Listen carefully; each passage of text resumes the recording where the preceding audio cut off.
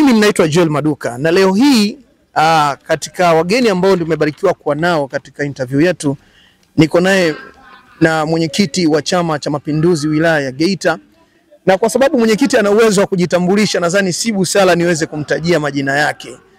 Nikukaribisha mwenyekiti, tafadhali uweze kujitambulisha majina yako ili mtazamaji anayekutazama aweze kukufahamu. Karibu sana. Naitwa Barnabas Mhoja Mapande, mwenyekiti wa Chama cha Mapinduzi wa wilaya ya Geita. Asante. Mwenyekiti, nikukaribisha sana katika mahojiano mafupi katika chombo chetu. Asante sana mwanahabari, nashukuru sana. Nashukuru sana kupata fursa hii kwa ajili ya kufanya mazungumzo. Naam. Asante sana. Naam, turejee sasa katika utekelezaji wa ilani ya Chama cha Mapinduzi mwaka 2020 na 2025. Umekuwa ni kiongozi ambaye unapita kukagua miradi ya utekelezaji wa ilani. Hatua zikoje, labda tukianzia hapo? Kwanza kwenye swala la utekelezaji wa ilani ya uchaguzi ya Chama cha Mapinduzi 2025 2025 mambo makubwa sana yamefanyika. Ukweli ni kwamba katika shughuli ambazo zilianzishwa katika kipindi cha awamu ya 5 ambapo Mama Samia amekuja kuchukua Dr. Samia Suluhu Hassan alipoapishwa na kuanza kuiongoza nchi hii, mambo makubwa sana yamefanyika. Katika miradi ambayo ilianza na Dr. Magufuli ambayo aliingia kwa hapa kazi tu na mama akaingia kazi iendelee, manake miradi ile imeendelea sana. Na kwenye wilaya yetu iko miradi mikubwa imeendelea kufanyika, lakini kuna miradi imeibuliwa na mama yetu ambayo miradi hiyo mingine ilikuwa inasuasua, lakini mama katuletea fedha na miradi ikaenda. Niseme kwa Geita zaidi ya 100% miradi imekamilika iliyokuwa kwenye ilani ya uchaguzi. Zaidi ya 100%, na miradi mingine mipya na sasa inaendelea. Na ambayo haijakamilika maana yake iko kwenye hatua za kukamilika, na mingine mipya imeibuka nje na ilani ya uchaguzi. Kwa hiyo tuseme kwamba ni 100%, zaidi ya 100% miradi imekamilika ambayo ilikuwa kwenye ilani ya uchaguzi. Mwenyekiti Barnabas Mapande, umesema kwamba ni 100% miradi ya ilani imeweza kufanyika. Labda turejee sasa, ni maeneo gani ambayo unadhani yamepata mafanikio makubwa katika utekelezaji wa ilani ya Chama cha Mapinduzi? Ni sekta zote. Kienda sekta kwa sekta, na mimi nikwambie mwanahabari, nikitaka kuieleza miradi ambayo imetekelezwa katika kipindi hiki cha awamu ya 6 chini ya Dr. Samia Suluhu Hassan, tunaweza tukazungumza hapa mpaka jioni. Na ule muda ambao umeupanga wewe ukashindikana. Kwa niseme tu, nitaisema tu kwa kifupi, kwa maana ya kwamba kwanza miradi inajieleza. Ukienda huko kwenye vijiji, kwenye kata, kwenye maeneo mbalimbali, miradi inajieleza. Kwanza jambo kubwa ambalo limefanyika ambalo kimsingi sidhani kama ningeanza na mengine nikaliacha nisije nikalisahau. Jambo la kwanza, mafanikio makubwa yaliyofanyika kwenye wilaya yetu ya Geita ni kupata manispaa. Sawa. Na manispaa hii tumeipata, manispaa hii imewezeshwa na Dr. Samia Suluhu Hassan. Manispaa ya Geita imewezeshwa na Dr. Samia Suluhu Hassan kwa sababu katika vigezo vilivyokuwa vinapitiwa ilikuwa inashindikana kutangaza kuwa manispaa. Kwanza katika vigezo ambavyo tulikuwa tunashauriwa iwe manispaa, kwanza ni kuwa na miundombinu ya barabara. Sawa. Miundombinu ya barabara kwa maana ya angalau tuwe na barabara za lami. Ilikuwa ngumu. Lakini Dr. Samia Suluhu Hassan alipoingia madarakani akaja na mradi wa tactic, akapata pesa akaileta kwenye mji wetu wa Geita. Zaidi ya bilioni 200 imeletwa kwenye mji wetu wa Geita kwa maana ya ili kukamilisha barabara ya lami kilomita 17. Ili mji wetu sasa ufanane na manispaa. Ndio vigezo ambavyo tulikuwa tunakosa. Sasa yeye akaamua kulivaa kuiwezesha manispaa ya Geita ionekane, kwa sababu maombi yetu sisi tulikuwa tunaomba tuwe na manispaa, lakini kulikuwa na vitu ambavyo tunakosa. Lakini pili, maji. Sawa. Maji kwenye mji wetu wa Geita wakati ilikuwa ni kitendawili. Wakati Dr. Samia Suluhu Hassan anaingia madarakani tulikuwa na 65 tu. 65. Maana yake kwenye mji wa Geita tulikuwa tunapata maji, tulikuwa tunapata lita milioni 7. Tena milioni 7 ilikuwa na suasua, na tulikuwa na mgao wa maji. Wewe ni mwana Geita. Namna ambavyo mgao wa maji ulivyokuwa na namna ambavyo tulikuwa tunahangaika na maji, tulikuwa tunategemea sana kile kisima cha Rwenge, ndo boda wanakimbizana na maji. Kwa hiyo hicho nacho kilikuwa ni kigezo ambacho kitu tunafanya tusipate manispaa, kwa sababu maji tunapata wapi? Kwa sababu ukishakuwa manispaa maana yake population itakuwa kubwa, watu watahitaji kuja kwenye manispaa hapa. Kwa hiyo sasa miundombinu hii ya maji tunapataje maji? Kwa hiyo Dr. Samia Suluhu Hassan akaamua kuleta fedha ili kupanua chujio la Nyankanga, na kweli ikapanuliwa. Sasa hivi tunapata zaidi ya lita milioni 8 pale kwenye chujio, na maeneo mengine maji yameongezwa. Kama nilivyosema, naenda kwa haraka kwa sababu ya muda ambao umeusema. Lakini pia jambo kubwa sana, suluhisho sasa akalipata, ambalo suluhisho hili tangu miaka 2005 ukienda kwenye ilani ya uchaguzi ya 2005 inazungumzia kuleta maji kwenye mji wa Geita, kuyatoa Senga. Sawa. 2005 ikashindikana, 2010 tuliandika ikashindikana, 2015 ilishindikana, 2020 tulikuwa bado. Dr. Samia Suluhu Hassan ameingia tu kutokana na namna na uwezo aliokuwa nao na kuaminika, na dunia imemuona ikaamini, World Bank wakaamini, pasa tukapata mkopo wa masharti nafuu kutoka India, ambapo katika mji wa Geita tukapata zaidi ya dola milioni 53, ambazo ukizipigia hesabu zinakwenda kama bilioni 120 kama na 8 hivi. Ambapo katika kwenye fedha ambazo sasa alizitafuta kwa ajili ya kuboresha miji 28, na katika mji wa Geita, kwa mkoa wa Geita, Geita ndo tukapata fedha nyingi kuliko mji mwingine. Kwa mfano Chato wao wamepata US dola 16 milioni. Kwa hiyo Chato za Geita wamo zaidi ya mara 2. Kwa hiyo kwenye mji wa Geita, ili kuwezesha mji wa Geita iwe manispaa, mama akaleta fedha kiasi chote kile. Kwa ni fedha nyingi sana imekuja, na ukiangalia ile kwenye uboreshaji wa miji 28, katika mji ambao umepata fedha nyingi ni mji wa Geita. Katika ile miji 28. Katika miji 28, kwenye miji ambayo imepata fedha nyingi ni mji wa Geita. Ukitazama inaweza ikawa namba 1 namba 2 katika miji iliyopata fedha nyingi kwenye zile pesa za kuboresha miji 28.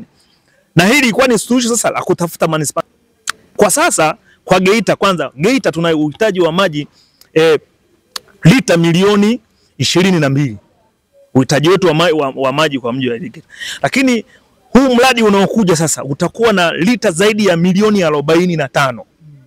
Maji ambayo yanatoka kwa siku, maji ambayo yanatoka friendly, yani yanayotoka ukiachana na walioweka kwenye matenki. Haya maji ambayo yanatoka sasa, ambao wameweka stock ya maji, manake kutoka na upungufu. Ninazungumzia maji ambayo yanatoka kwa mfululizo bila kusimama, lita milioni 22 kwa siku. 22 kwa siku. Sasa maji ambayo yatakuja kuletwa na huu mradi ni lita milioni 45 pasipo kuweka kwenye matenki, manake hapa yanakwenda jumla. Kwa hiyo kimsingi katika maji haya yatakayopatikana kwenye mji wa Geita, mji wa Geita sasa unakwenda kupata maji ya uhakika, na si muda mrefu, ndani ya mwaka huu maji yatakuwa yamekamilika, kwa sababu tayari chujio matenki yanajengwa huko na mabomba yanatandazwa.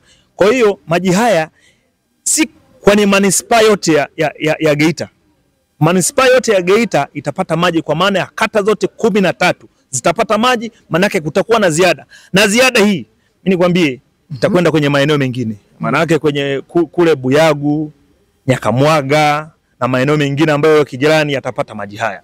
Kwa hiyo suluhisho kabisa kubwa ambalo nimelisema mwanzo, nisema tukizungumza kwa urefu, manake muda unaweza ukatuishia, lakini niseme kwamba ili manispaa ya Geita iitwe manispaa, kuna mkono mkubwa wa Mheshimiwa Dr. Samia Suluhu Hassan kuifanya iwe na sifa ya kuwa manispaa. Akaifanya ikuwa sifa ya manispaa na akaitangaza. Kwa hiyo jambo kubwa ambalo tunajivunia kwa Dr. Samia Suluhu Hassan kuifanya Geita kuwa manispaa, kuiwezesha ikawe manispaa. Na itapokuwa manispaa maana yake nini? Mji huu kutakuwa na fursa nyingi. Kutakuwa na fursa nyingi, kutakuwa na bajeti kubwa, watu watakuja kwa ajili ya kuja kuja kuweka nani vitega uchumi. Kwa kimsingi katika mradi ya kimkakati kwenye mji wetu wa Geita, mradi wa kwanza ni kuifanya Geita kuwa manispaa, na yeye Dr. Samia Suluhu Hassan akaifanya kuwa manispaa. Kwa haya ambayo nimezungumza, lakini na mengine ni mengi. Na pia kutazama ili manispaa iweze kufanya vizuri, kutakuwa na shule. Kwa mfano sasa kwa kipindi hiki cha Dr. Samia Suluhu Hassan ametupa shule ya wanawake. Shule pale Geita Girls ambayo ileta zaidi ya bilioni 3 zimekwenda pale kwa ajili ya kuijenga ile shule. Lakini pia Dr. Samia Suluhu Hassan katika kuifanya Geita ionekane kwamba yuko kwenye ramani katika pia kwenye miradi ya kimkakati. Huu mradi wa stendi ambao kimsingi hatakuwa na ndoto, tulikuwa na stendi kubwa sana ipo hapo, lakini pia ametuwezesha sasa, ameona pamoja na mambo mengine tumeomba sana. Ni muda mrefu sana tunaomba pale msitu wa Sindokwe, ule msitu wa Usindakwe tugawiwe viwanja lakini tujenge stendi. Mama karidhia, katuletee fedha kwa ajili ya stendi, na ule msitu kauridhia kwamba uwe sasa katika maeneo ambayo tutakapima tutaenda kuweka na stendi pia. Kwa kimsingi mama kaupiga mwingi kwenye manispaa ya Geita. Hilo ni la kwanza. Pamoja na hayo, swala la elimu. Kwenye swala la elimu kama nilivyogusia, Mama Samia wakati anaingia madarakani, Geita yako mambo ambayo tulikuwa nyuma nasi, na hasa kwenye masuala ya elimu. Kwa mfano Geita wakati mama anaingia madarakani, alipoingia aliamua kuja na mpango ili kusukuma kwa haraka. Akaja na mpango wa kuleta fedha ziende kwenye maeneo ya miradi na kuanzisha mfumo wa force account, ili kwa sababu amekuwa akileta fedha nyingi, kwa hiyo fedha zinaenda direct kwenye mradi. Kama ni kwenye shule inapelekwa shule, fedha kwenye akaunti ya shule. Kama ni kwenye zahanati inapelekwa moja moja kwenye zahanati, maana yake fedha zilikuwa nyingi. Kwa mfano Mama Samia wakati anaingia akaamua kuja kwa haraka sana kujenga shule za maana kweli, kwa sababu ukitazama shule ambazo zipo sasa, madarasa ambayo yako sasa, yale madarasa ya awamu ya 6 na madarasa ya awamu nyingine tofauti ipo. Yaani huambii kwamba hii darasa imejengwa, kwamba ukiingia kijijini unakutana na haya madarasa awamu ya 6, haya ni awamu nyingine. Ukienda kule kijijini utakuta tofauti ya madarasa yaliyojengwa kipindi cha awamu ya 6 na madarasa yaliyojengwa kipindi cha mwanzo. Na alipokuja Mama Samia cha kwanza alikuja na hizi shule. Akaamua kwenye kila jimbo iende sekondari ya kisasa yenye thamani ya shilingi milioni 600 kila jimbo. Maana ukienda kwenye jimbo la Geita iko Shiroleli. Kule jimbo la Geita iko Nyanza pale. Jimbo la Geita mjini iko Shiroleli. Kule Busanda ipo Katoro. Shule 3 kwa wakati mmoja. Ndani ya miezi 4 zilikamilika ile shule. Ndani ya miezi 4. Lakini pamoja na hayo, kwenye sekta ya elimu wakati Mama Samia anaingia madarakani, tulikuwa na sekondari 60. Tulikuwa na sekondari 60. Hivi tunavyozungumza sekondari ambazo tayari ishafunguliwa ni sekondari 106. Tulikuwa na sekondari 60. Sasa tuna sekondari 106 zilishafunguliwa. 106. Maana yake kuna ongezeko la sekondari 46. Karibia nusu ya sekondari ambazo zilikuwepo tangu Geita imeumbwa. Kwa sasa hivi wakati Mama Samia anaingia madarakani, tulikuwa na shule za msingi 280. Unajua shule za msingi zilivyo. Kwa sasa tuna shule za msingi 304. Ongezeko la shule 24. Kwa hiyo unaona wazi kwamba kazi imefanyika. Wewe mwenyekiti, unataka kuniambia kwamba mnaposema mama ameupiga mwingi ni kauli ambayo inamaanisha katika utekelezaji wa miradi ya kimikakati ambayo imeweza kutekelezwa?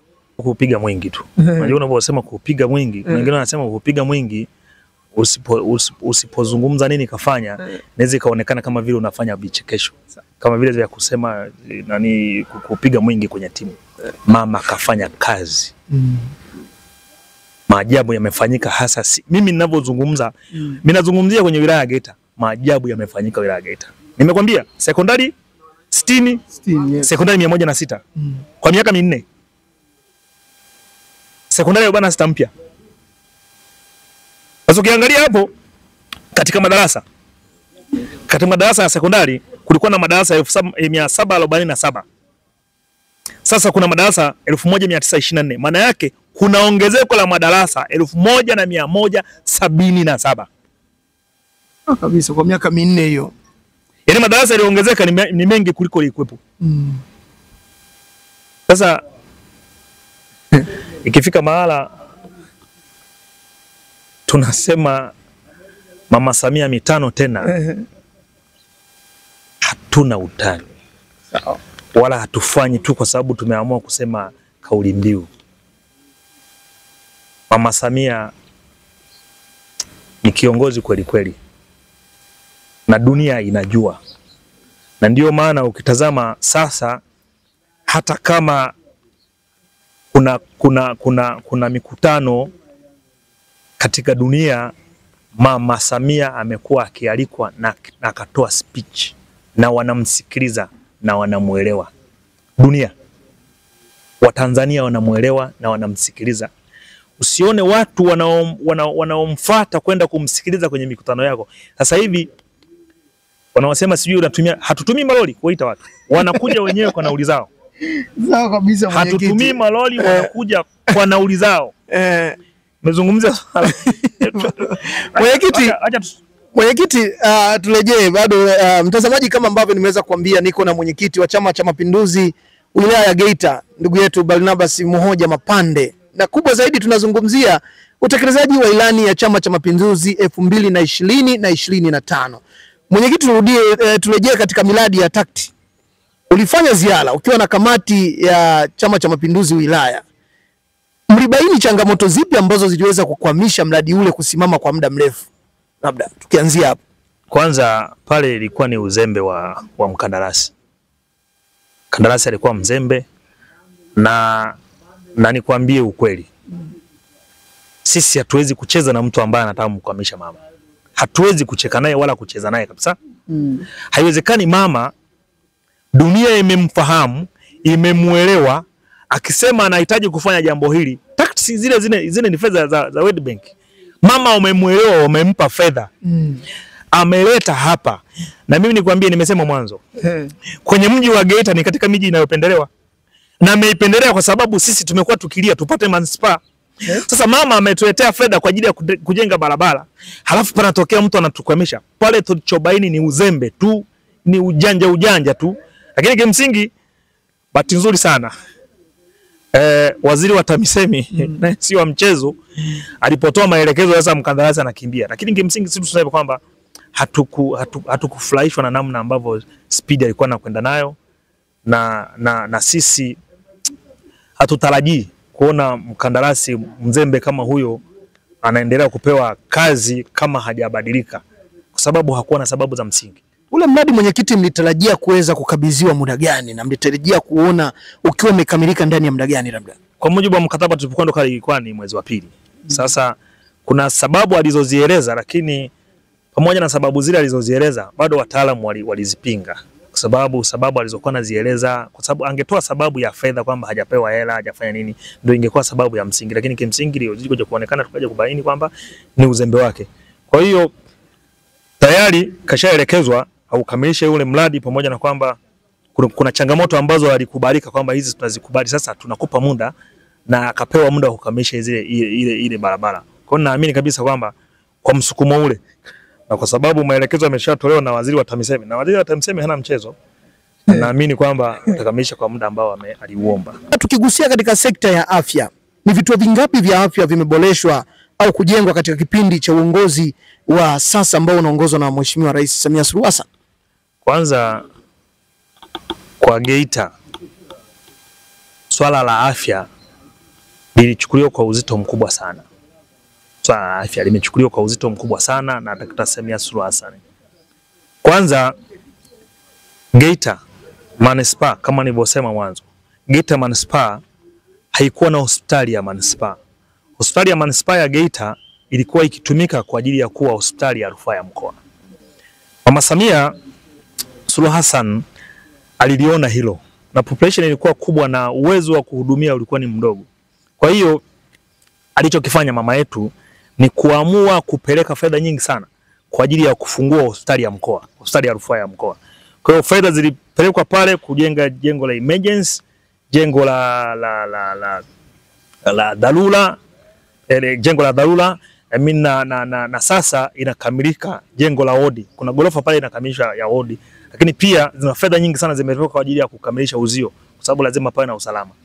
Baada ya kufanya hivyo, hata kutengeneza miundombinu mizuri, sasa hospitali ya mji wa Geita, ya manispaa ya Geita ikapata nafasi sasa ya kuwa hospitali ya manispaa. Na kama hiyo haitoshi, zimepelekwa fedha pale zaidi ya milioni 900. Bilioni 1 kasoro milioni 900 na point zimepelekwa pale kwa ajili ya kuboresha na kukarabati na kuongeza baadhi ya miundombinu ili sasa hospitali ile iweze kukizi matakwa na mahitajio ya hospitali ya manispaa. Kwa hospitali ile sasa hivi ishaboreshwa na fedha zilipelekwa pale na Mama Samia zaidi ya milioni 900 zimepelekwa pale. Hospitali ile inaendelea. Lakini kama hiyo haitoshi, sisi kama mkoa, Mama Samia aliamua kuikamilisha ile hospitali ya kanda, hospitali ya Chato ya rufaa ya kanda. Kwa hiyo kuna fedha nyingi zimekwenda pale kwa ajili ya kuiboresha pia na kupeleka vifaa tiba na madaktari. Kwa hiyo kwenye swala la afya, sisi sasa kwa kukamilika hospitali ya rufaa ya kanda ya Chato na kukamilika kwa kuanza kutumika kwa hospitali ya rufaa ya mkoa, sasa manispaa ama hospitali ya manispaa ya Geita sasa imekamilika. Na kama hiyo haitoshi, zaidi ya milioni 800 zilipelekwa kwenye hospitali ya Katoro ambayo imejengwa pale Rudete kwa ajili ya kuongeza miundombinu na pia kuifungua. Wakati Dr. Samia Suluhu Hassan ile hospitali ilikuwa haijaanza, basi ikapelekewa fedha pale, hospitali imeanza na inatumika. Kwa hiyo kwenye wilaya yetu ya Geita, kwenye masuala ya hospitali, sisi Geita sasa tunazo hospitali 3. Na hospitali hizi kimsingi zilikuwa hazijaanza rasmi. Hospitali ya Nzera ilikuwa haijaanza mpaka ilipopelekwa fedha na kukamilika. Lakini hospitali ya Nzera pia ilikuwa ni jengo linatumika, jengo la utawala. Jengo la utawala kwa ajili ya halmashauri ya wilaya ya Geita. Kwa hiyo Mama Samia, Dr. Samia Suluhu Hassan akaleta fedha kwa ajili ya kukamilisha jengo la utawala la halmashauri ya wilaya ya Geita. Ili hospitali ya Nzera na majengo yaliyokuwa yanatumika na halmashauri kama ofisi zao yatumike kwa ajili ya huduma za afya. Kwa hiyo kimsingi jambo kubwa sana limefanyika kwenye wilaya yetu. Ukiangalia kwenye vituo vya afya kwenye kata, kwanza kwenye mji wa kwenye manispaa ya Geita, kituo cha afya ambacho kilikuwa kinafanya kazi kama kituo cha afya angalau kilikuwa ni Kasamwa. Okay. Kituo cha afya cha Nyankumbu kilikuwa kifanya kazi vizuri. Mama Samia Suluhu Hassan alipoingia akaleta fedha. Kuna watu walianza kuhoji kwa nini fedha za tozo zimesaidia kwenye hospitali yani kituo cha afya cha Nyankumbu. Lakini pia Bulela kituo cha afya kinakamilika. Kwa hiyo kwa manispaa hii zaidi ya vituo 2 ambavyo vimekamilika katika kipindi cha Dr. Samia Suluhu Hassan, ambapo sasa Bulela nayo iko kwenye kukamilishwa. Kwa hiyo tutakuwa na vituo vya afya 3 ambavyo vitakuwa vimekamilika. Kwa hiyo kimsingi tutafanya kazi vizuri. Na zahanati nyingi sana ambazo tayari ziko zimeenea kwenye maeneo yetu yani manispaa ya Geita. Kwa upande wa Geita DC kulikuwa na kituo cha afya kimoja ambacho ni Nzera. Yani Geita DC, kule Geita DC kulikuwa na kituo cha afya kimoja ambacho sasa kilikuwa kinatumika kama kituo cha afya, na ndicho ambacho sasa kikapandishwa hadhi kikawa hospitali. Kwa Geita DC zaidi ya vituo vya afya 6 vimepatikana katika awamu ya 6. Kwa maana ukizungumzia Bisabakeni, Mkome, ukazungumzia Kakubiro, ukazungumzia Nyerugusu, ukazungumzia Chikobe, zaidi ya vituo vya afya 6 vimefunguliwa katika kipindi hiki cha awamu ya 6. Kwa ni mambo makubwa, ni maajabu yametendeka kwenye wilaya yetu. Asante. Mtazamaji, kama ilivyo kawaida bado tupo na mwenyekiti wa Chama cha Mapinduzi wilaya ya Geita, ndugu yetu Barnabas Mmoja Mapande. Mengi yamezungumzwa na mengi umeyasikia akigusiwa katika sekta mbalimbali. Sasa swali la wananchi wengi huwa wanajiuliza kwamba kweli vituo vya afya vimejengwa, zahanati zimejengwa.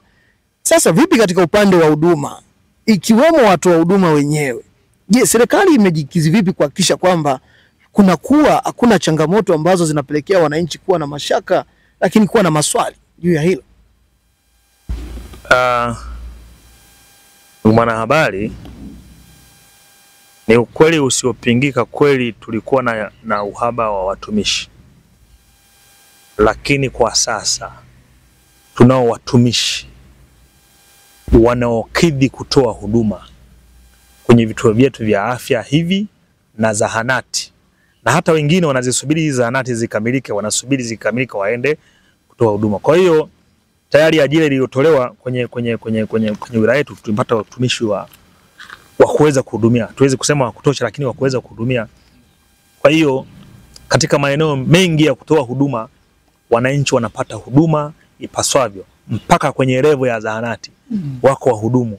Ukienda kwenye vituo vyetu vya afya, kwenye kituo cha afya haukosi ma-MD 3 4. Okay. Na manesi na kada mbalimbali zipo. Kwa hiyo kimsingi kweli hapo nyuma kidogo tulikuwa na changamoto hiyo, lakini kwa sasa kwa namna ambavyo Dr. Samia Suluhu Hassan alipoingia kwenye kiti chake kuongoza nchi hii, ameweza kufanya mambo makubwa.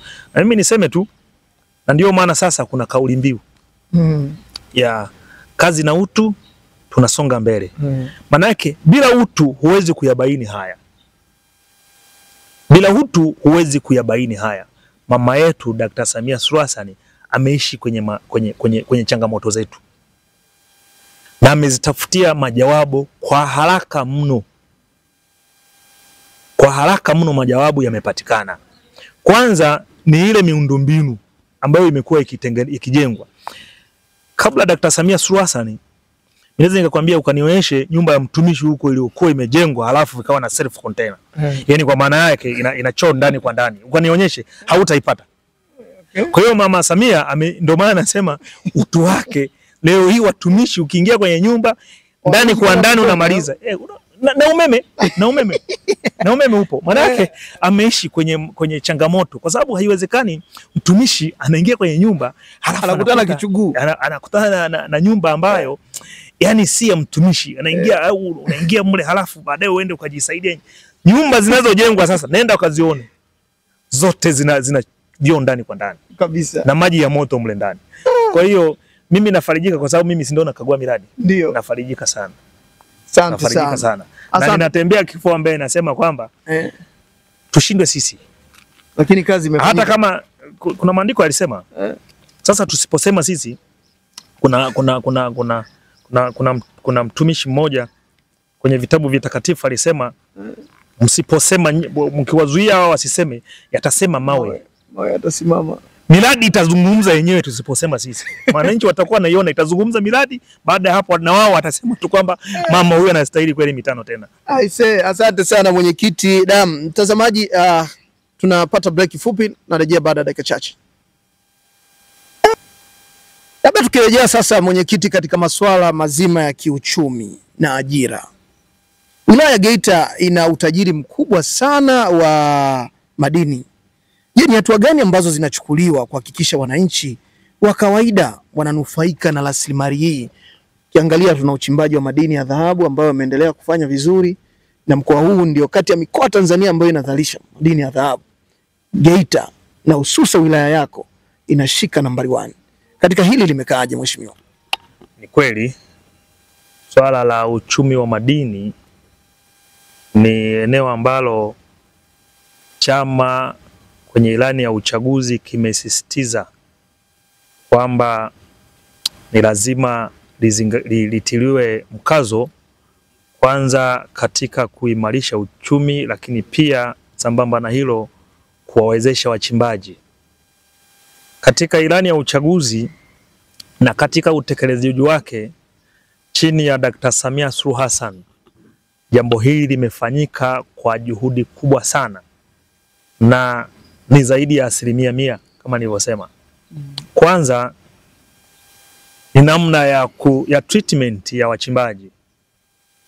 Tulipoanzisha masoko ya dhahabu kuna watu walidhani wanaweza kutumia upenyo huo kutaka kuwadhulumu ama kuwasumbua.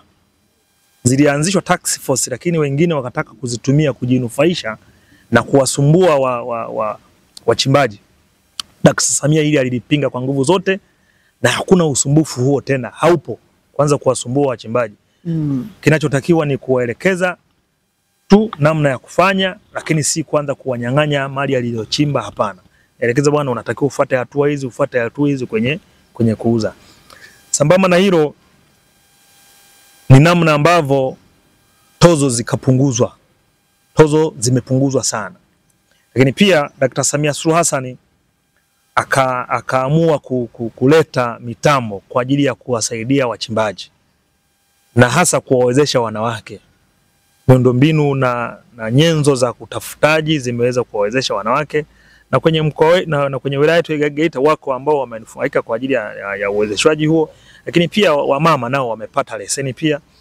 Na sambamba na hilo, yako baadhi ya maeneo yamemegwa kwa wale wachimbaji wenye kampuni kubwa, ambayo yako maeneo ambayo walikuwa hayatumii. Kwa mfano Nyamatakata pale kwenda na maeneo mengine, Stamiko kule kuna maeneo yamemegwa kwa ajili sasa ya kuwapa wananchi hawa na wao wakajipatia uchumi kwa ajili ya dhahabu hilo. Sambamba na hilo, katika mpango wa serikali kutunza dhahabu, pia tumenufaika. Yu mama ambaye yuko na GGF, yule mama wa GGL, yule mama ambaye kimsingi naye amepata nafasi ya kuweza kutunza dhahabu, lakini pia kumwezesha kuweza kufanya refining. Kwa hiyo Geita tunanufaika kwa ajili ya mzunguko wa fedha ambazo zitakuwa hapo pale, lakini pia wachimbaji sasa watakuwa wanajua kabisa sehemu fulani pa kuweza kufanyia processing. Pia sambamba na hilo, Dkt. Samia Suluhu Hassan anahamasisha kuviimarisha vikundi vya uchimbaji, na pia baadhi ya mapori yameweza kuyaruhusu yagawiwe. Ukizungumzia Kigosi iliyoachiwa na vitalu vilivyotolewa, asilimia kubwa wana Geita tumepata kule kwenye kuchimba. Na ukichimba kule Kigosi, maana yake nini? Msunguko wa fedha utarudi hapa.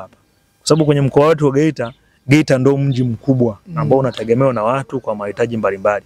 Kwa hiyo mzunguko wa fedha uliopo sasa unaotokana na dhahabu katika kipindi hiki cha awamu ya 6 ni mkubwa sana. Na mimi nikwambie, wachimbaji wadogo wana imani kubwa sana na serikali ya awamu ya 6. Ndio maana yako maeneo sasa, ukitazama kwenye miradi ya serikali wanaweka CSR. Hata wachimbaji wadogo, watu wanajihusisha na madini wadogo wale wa kawaida, sasa wanapeleka. Si GGM peke yake. Zamani tulikuwa tunazoea GGM, lakini leo hii kuna Watanzania wazalendo wa Afrika wa Geita wanajitokeza sasa kwenda kuweka nguvu zao kwenye miradi ya serikali. Kwa nini? Kwa sababu wameona wazi kwamba wana kila sababu ya kuunga mkono na juhudi za serikali, kwa sababu serikali imewapa mazingira mazuri kwa ajili ya uwekezaji, kwa ajili ya kufanya kazi. Kwa hiyo mfano mzuri ni hao wenzetu toe mfano nani huyu Blue Coast. Blue Coast kafanya mambo makubwa sana. Okay. Na hii ni kwa sababu ya sera ambazo zimesimamiwa, lakini ni maelekezo ya Dkt. Samia Suluhu Hassan kuwajali wazao katika local content, kwa maana ya wazao watazamwe kwa maana ya kuwezeshwa kwa ajili ya kutoa huduma kwenye maeneo ya migodi.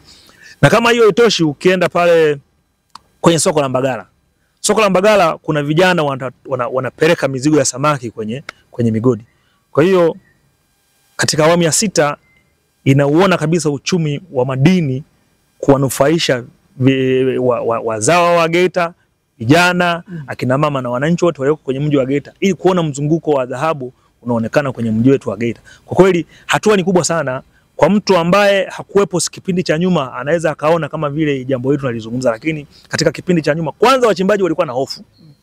Ikipatikana rashi kwamba wamevumbua dhahabu, mtu anakuja, mimi leseni yangu. Sasa hivi ikipatikana eneo, wewe una leseni, hukuwa unaitumia, wachimbaji wamechimba, na dhahabu imepatikana, maana yake wataendelea kuchimba na utapata cha kwako na wao cha kwao. Kwa hiyo maslahi yapo, si kama zamani inapatikana dhahabu unaambiwa tokeni, ibaki miti na nyani. Mama Samia hataki, katika vitu ambavyo Dr. Samia hataki ni ule usumbufu kwa wananchi wake. Ndio maana anasema hii kauli mbiu ya kazi utu tunasonga mbele iko pahala sahihi kabisa kwa mama yetu, kwa namna ambavyo alikuwa na utu wa kuwajali watu wake. Mpango wa kuongeza fursa kwa ajira kwa ajira za vijana, kwanza ni hivyo kuziwezesha taasisi mbalimbali, kwanza kuwawezesha wawekezaji kama ambavyo tunazungumza sasa hivi. Kwenye machimbo walikuwa wanachimba kienyeji, sasa hivi wana mitambo ambayo kimsingi wanawezeshwa kuwa na CAP na mambo mengine. Lakini pia ili kuwawezesha wafanye kazi kwenye migodi hawa vijana na wanawake. Vijana kwa sasa Dr. Samia Suluhu Hassan ameelekeza serikali kupitia Wizara ya Elimu ziwepo shule zitakazofundisha ufundi. Okay. Kwa maana kwa Geita tuna bahati pia, nimesema kwa Geita tumepata shule mbili za sekondari ambazo tayari zinakamilika. Iko shule iliyopo kata ya Nyamigota, iko ya Chibingo, lakini iko shule iko Sungusira ambayo ni ya ufundi. Manake nini? Vijana sasa pale wataenda kujifunza, zile shule zinazo za amali, wataenda kujifunza mbinu na namna ya uchimbaji. Kwa tayari pale tutakuwa na fursa ya kujiajiri ama kuajiriwa kwenye maeneo ya uchimbaji. Kwa hiyo katika hili Dr. Samia Suluhu Hassan amefanya jambo kubwa sana. Katika kila shule imepata zaidi ya shilingi milioni 600. Kwa hiyo hizo shule mbili hizo. Kwa hiyo tayari kwa Geita sisi tunapata vijana ambao wanakwenda kujifunza, kupata ajira kwenye migodi, lakini kupata ajira ya kujiajiri na kuwa na uwezo hata wa kujiajiri. Kwa maana kutakuwa na vijana sasa tofauti na huko, tutakuwa na wachomeleaji, watu watajifunza udereva, watu watajifunza mechanics, watu watajifunza electrical, watu watajifunza mabomba ambao kimsingi mabomba hasa na maji si hapo hapa. Kwa hiyo kimsingi katika hilo, katika ilani ya uchaguzi kama ulivyoniuliza swali mara ya kwanza, kwenye Geita imetekelezwa kwa 100%. Asante kabisa. Naam, mtazamaji, tukiwa tunaelekea ukingoni wa mahojiano yetu rasmi ambayo umeweza kuyafuatilia pamoja na mwenyekiti wa Chama cha Mapinduzi CCM wilaya ya Geita. Labda sasa nirejee tu upande mwingine, mwenyekiti. Kuna changamoto gani kubwa ambazo zinakwamisha utekelezaji wa miradi ya ilani ya CCM katika wilaya ya Geita ukiangalia, ambayo naona kwamba hii imekuwa ni changamoto? Kwetu Geita hatuna changamoto ya kukwamisha utekelezaji wa ilani. Ukiachana tuna changamoto hiyo ya barabara ile ambayo kimsingi ilikuwa ni udhaifu wa mkandarasi. Labda changamoto nyingine za kimazingira tu, kwa sababu ya mazingira ya Mwenyezi Mungu kwamba mnakuwa mnatengeneza jambo linakwama. Kwa mfano barabara kwetu Geita tuna bahati ya kuwa na mvua nyingi. Kwa hiyo mnavolima barabara zile, Mwenyezi Mungu kwa sababu analeta mvua kwa ajili ya kutupatia mazao, labda hicho ndo tunaweza tukawa tunarudi mara mkandarasi amesimama kwa ajili ya nini? Kwa ajili ya mvua. Hata huyu hicho nacho kiliweza kumkwamisha kidogo huyo wa 17 wa kilomita 17 za lami, ambayo lilikuwa kikwazo kidogo kwake, lakini haikuwa kikwazo kwa speed aliyokuwa nayo. Yaani yeye speed yake haikulingana hata na vikwazo vilivyokuwepo. Kwa hiyo vikwazo vingine mimi kabisa kwamba nadhani tuna bahati ya kuwa na viongozi wenye kujituma. Okay. Kuwa na viongozi wenye kujituma ambao wanakuwa na morali. Yeah, tuna mkuu wa wilaya, mkuu wetu wa wilaya anapambana. Anapambana. Tuseme Mheshimiwa Rais tunamshukuru sana. Mheshimiwa Dr. Samia Suluhu Hassan tunamshukuru kwa kumleta ndugu yetu DC Komba. Anafanya kazi kubwa katika kuwasaidia watumishi walioko chini yake, kuweka msukumo watumishi walioko chini yake. Lakini pia tunaona wakurugenzi namna ambavyo wanajituma. Kwa tunaamini kabisa kwamba hakuna vikwazo ambavyo vinaweza tukasema kwamba kuna pahala tumekwama utekelezaji wa ilani. Ndio maana nasema kikwazo kama kilikuwepo hatujakwama, tuko zaidi ya 100%. Vingine ni changamoto za kawaida, kwa sababu kila shughuli lazima ikumbane na changamoto. Wenzetu wanasema palipo na mwendo panakuwepo na kitu kina every action there must be a positive negative action. Kwa hiyo kimsingi katika kufanya kazi lazima unakutana na changamoto hizo ambazo kimsingi haziwezi kukuzuia tunakwenda vizuri. Na mwenyekiti, ningependa kufahamu miongoni kati ya vyama vya upinzani kuna chama kimoja kimekuja na kampeni ya no reform no election. Nyie kama Chama cha Mapinduzi mmeipokeaje kampeni hiyo? Je, ni kwamba ni kweli kuna shida nyakati za uchaguzi ukitazama? Sasa kwenye hilo mimi hata cha kuwajibu sina. Kwa sababu ni wajibu nini? Wanachokizungumza hata hakieleweki. Kwa sababu ndivyo walivyo. Hawajaanza leo. Ndivyo walivyo. Ukikaribia uchaguzi wanaanza kutafuta vijisababu. Vijisababu ambavyo vionyeshe kwamba tumeshindwa kwa sababu tulisema hiki. Kwa hiyo vijisababu hivi havianzi. Vipo ni muda mrefu. Tangu tumeingia kwenye mfumo wa uchaguzi katika mfumo wa vyama vingi, kila chaguzi zinakuwa na vijisababu, kabla ya uchaguzi vijisababu, wakati wa matokeo vijisababu, yani vijisababu vipo. Sasa hapa tunatengeneza tu vijisababu. Lakini pamoja na hayo, mimi niseme tu Geita watu wako bize. Geita watu wako bize. Wako bize na kwenda kuchimba kigosi, lakini wako bize kwa ajili ya maendeleo yao, kwa sababu sasa miundombinu ya maji, umeme, sasa wanapeleka watoto kwenda kusomesha kwenye shule za amali ambazo ni za ufundi. Geita watu wako bize. Wao wanasubiri uchaguzi wao. Tengeneza visababu, wasitengeneze vijisababu, wala mimi siwezi kulizungumzia. Wananchi wa Geita wako bize.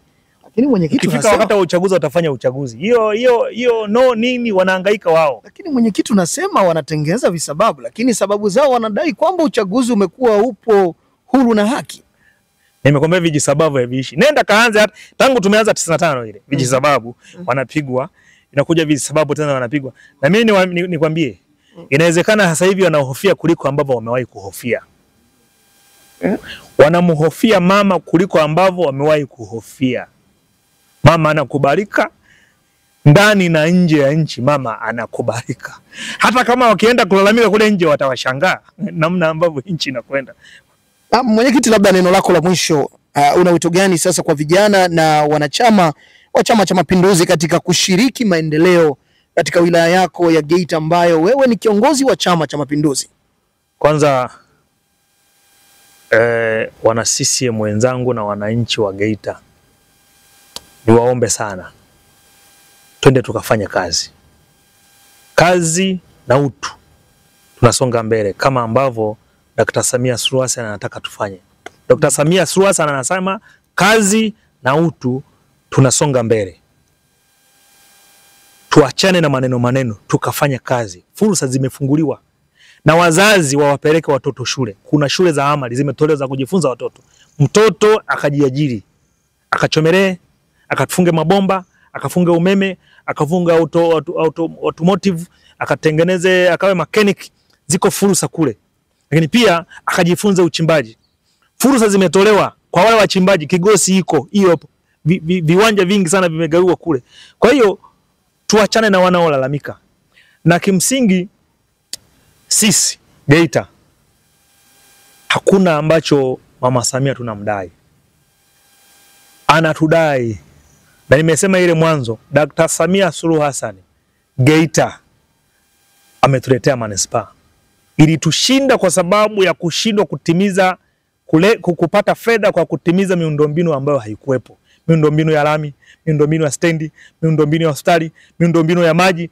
Kaleta fedha kutufanya tuwe manispaa na akatufanya tuwe manispaa. Maana yake tunatakiwa tukafanya kazi na utu, tunasonga mbele.